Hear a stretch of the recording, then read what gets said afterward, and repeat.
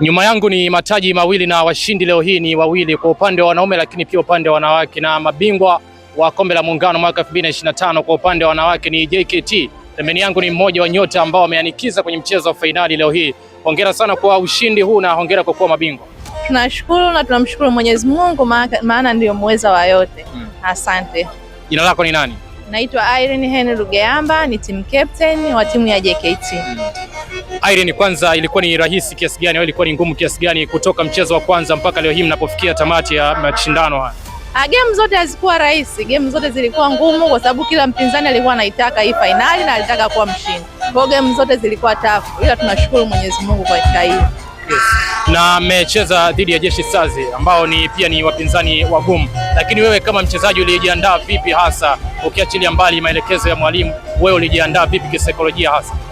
Kujiandaa ni kule kwanza unaanzia mazoezini kwa sababu mara kwanza tulipocheza katika mzunguko walitufunga na tulijua makosa yetu ni nini. Katika mazoezi yetu ambayo tumeyafanya tulijua, tukakaa tukaongea kwamba tumekosea wapi na tumerekebisha. Tunamshukuru Mwenyezi Mungu, katika game hii ya finali tukakutana nao tena na tumeweza kuibuka washindi.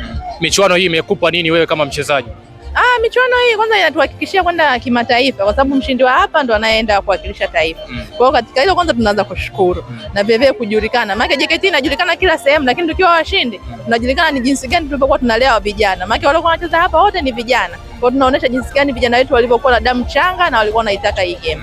Wewe ni binti ambaye pia umejitoa na kuamua kuja kushiriki michezo kwa 100% na leo hii umefanikiwa kuwa bingwa. Una neno gani kwa mabinti wengine kama wewe wenye umri wa kwako pengine na hata wengine ambao hawana umri kama wa kwako kuja kushiriki kwenye michezo mbalimbali, hata pengine isiyo mchezo wa volleyball?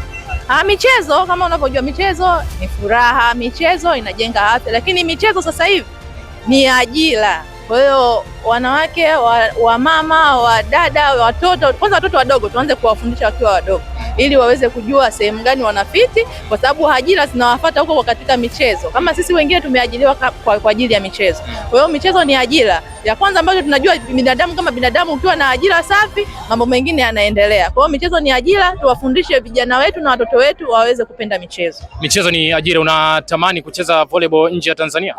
Kwa sasa hivi nilipofikia siwezi nikasema nitacheza nje ya Tanzania, lakini nina vijana wangu ambao na mimi na wa train ambao tupo nao JKT kama kiongozi, tunataka wafike huko kwa sababu sasa hivi jeshi limeruhusu watu waweze kucheza kimataifa. Kama anafaa akionekana huko hasajiliwe. Kwa hiyo tunatamani vijana wetu wafike huko.